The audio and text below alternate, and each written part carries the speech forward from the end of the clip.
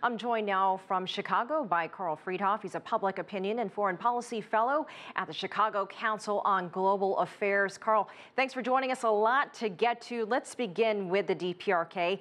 How serious are these reports of Kim Jong-un being briefed on that plan to launch a missile to land near Guam? I know that he's kind of coming back from some of those comments, but is this all just talk?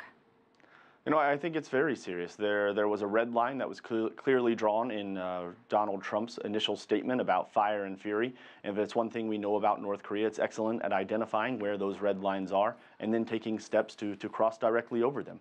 The more recent steps, it does look like the attempt on, or the threatened attempt on Guam perhaps was a bit of bluster on North Korea, and now they've decided to pull back, I think, wisely. U.S. Defense Secretary James Mattis isn't holding back either. You heard our reporter say that, it's game on, quote unquote, if the DPRK shoots toward the U.S.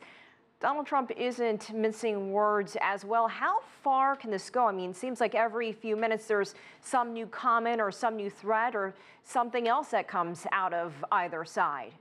Well, the language on both sides has been escalatory and frankly unhelpful.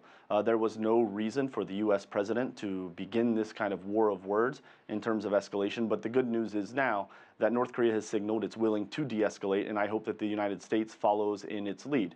There are part of that statement that it issued, it looks like there was perhaps an offer to negotiate a freeze on missile tests for perhaps a rollback of some U.S. military exercises or flyovers.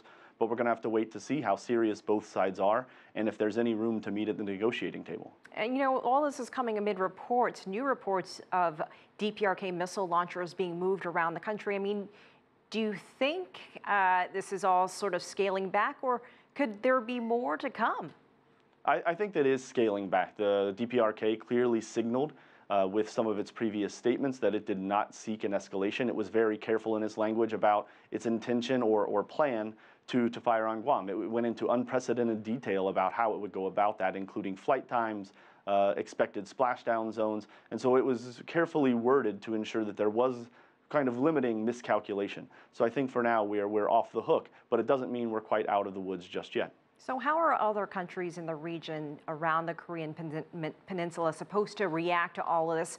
The ROK has efforts of its own, China announcing new sanctions regarding coal and trade. How is this all affecting diplomacy in the region, especially among these neighboring countries? So with Korea, the coordination between the United States and South Korea is going to be very close. South Korea said that the White House has promised it that it would coordinate on any future moves. I think the more interesting relationship is going to be between China and South Korea. Of course, there's an ongoing spat about the missile defense batteries, better known as THAAD, that have been placed in South Korea that China has reacted very poorly to. It has placed South Korea under unilateral, unofficial sanctions, but sanctions nonetheless that limit tourism and a number of other things. And that relationship, where it heads, is going to be very interesting. I think President Moon is going to try to make a push to improve relations with China, but ultimately I think he's not going to be successful. If it's one thing that we know, China values in some ways its relations with North Korea, although it does see North Korea as a troublemaker, but I don't think China's ready to give up North Korea just yet. All right, Karl Friedhoff, we always appreciate your insight. Thanks for joining us.